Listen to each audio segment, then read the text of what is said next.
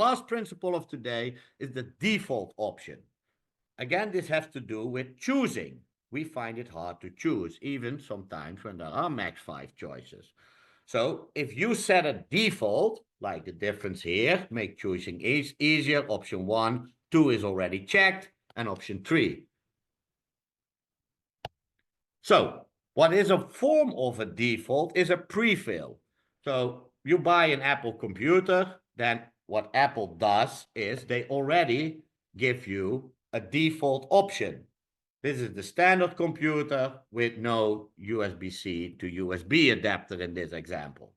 But you could click on another one. But you see the blue highlighted, it's a chosen default option. So you make things default. Another way of pre-filling is if you have data, for example, from your CRM system, and the client is back on your page, and you can identify that client, fill in the form.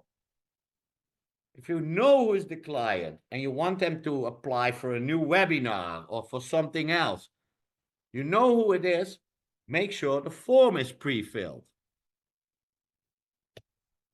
Another example of default is, for example, how Uber starts. Now they have Uber Green, they have a lot of extra Ubers, but UberX was always the default setting.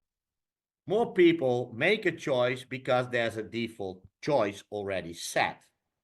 It makes us easier, we have to think less. Setting an option as the default also makes people choose more that option. It's a form of authority, actually, which has to do with motivation, because the organization I'm visiting, it's in our mind probably the expert, and we take advice from experts. That expert says, take this option.